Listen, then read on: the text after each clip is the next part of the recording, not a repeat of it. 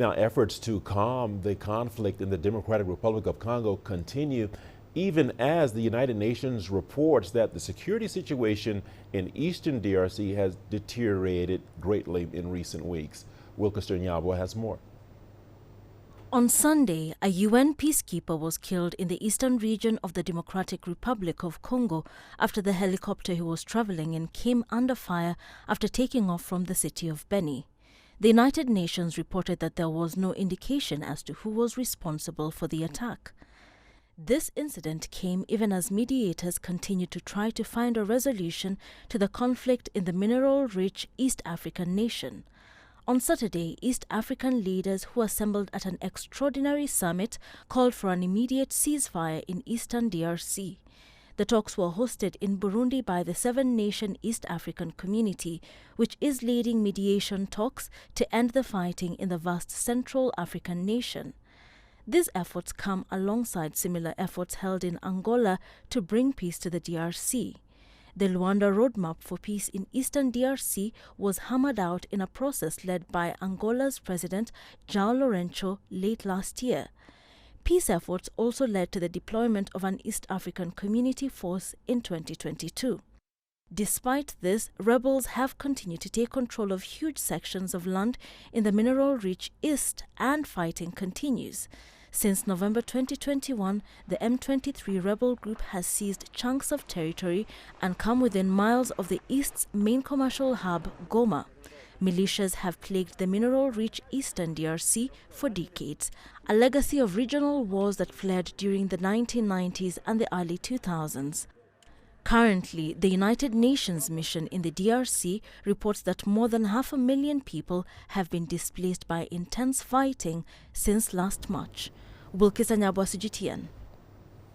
We're now joined by David Otto Ndele, an international defense and security analyst who is also the director for security of Horn of Africa Institute for Peace and Security. He is joining us from Abuja, Nigeria. David, welcome to the program. Great to have you on Africa Live as well. David, a UN helicopter has come under attack in the eastern DRC, resulting in the death of a South African crew member. What are your thoughts on this? I think this is devastating, a further deterioration of the security situation. Shooting down or shooting at a UN MONUSCO helicopter is almost like an attack on the international community. Unfortunately, a South African, blue helmet, has been killed as a result of this attack, although no group has claimed any responsibility. Remember that, just recently, the Rwandan government, kind of used what you call the manpad, the surface-to-air missile, to shoot down, well, not shoot down, but to shoot at the the Congolese Su-25, which of course the Congolese government said it was an act of war. So this is not an uncommon event, in terms of the deterioration of the situation. But we still don't know. There is still no claim of responsibility of who actually carried out this attack, on MONUSCO, which is of course one of the largest peacekeeping missions. And remember that the UN has often accused Rwanda of actually supporting the rebel group M23. But there are so many other rebel groups that operate in this area in northern part, in the eastern part of DRC, especially in northern Kivu. So no one really knows. But again, fingers are still pointing on the bigger fish, which is of course M23. All right, David, talk to us about South Africa's engagement with the UN in the DRC. Talk to us about how that engagement is structured, if you will.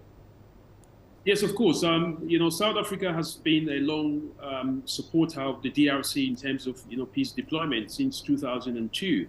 But indeed, officially, the South African Defense Forces, SANDF, they were part of what you call the Force Intervention Brigade, which was established by the UN alongside Tanzania and Malawi.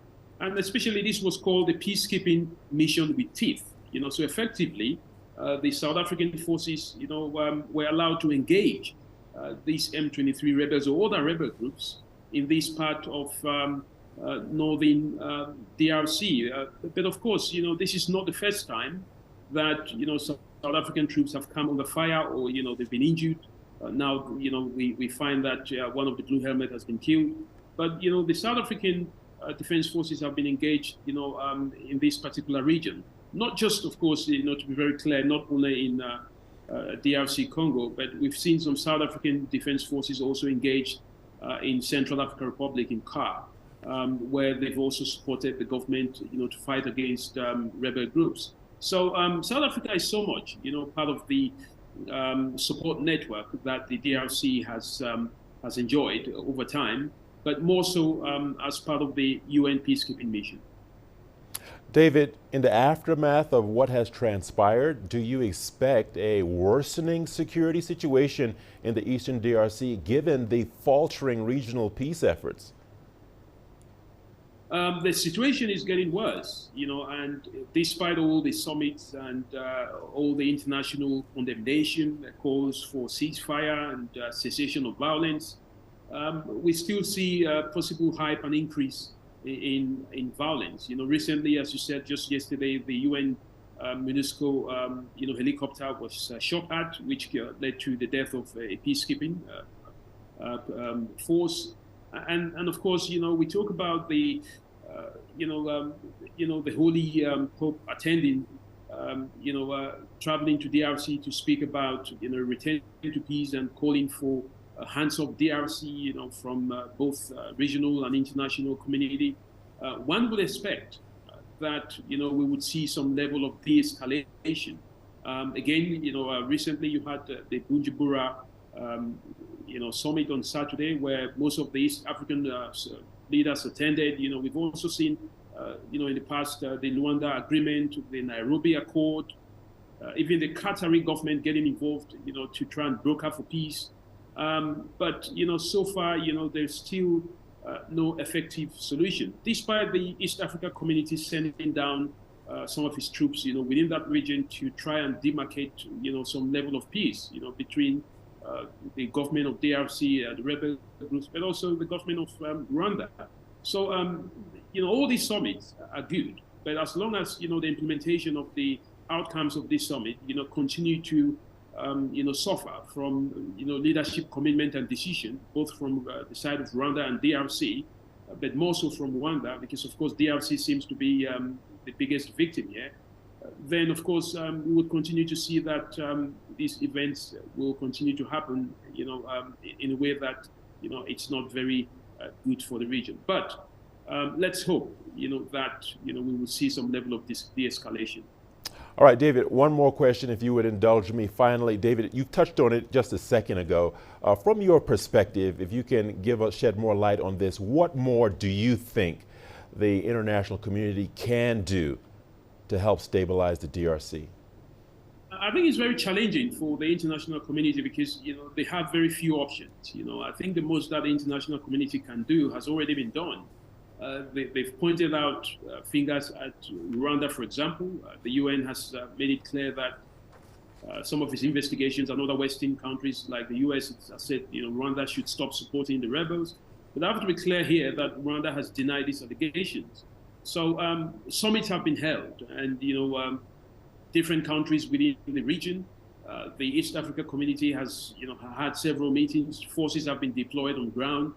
I think what needs to be done here, I think there has to be some pressure on the leaders that are involved, especially the Rwandan government, not just to attend these summits in person and take part in these events, but actually to implement the outcome of the decisions that are taken. I think that's where there's a missing puzzle, because of course we can see that these leaders are very, when they speak in these summits, they talk about peace, they talk about that they are committed, but when it comes on ground, attacks are still happening. The M23 is still there. It's still occupying more territories within DRC Congo.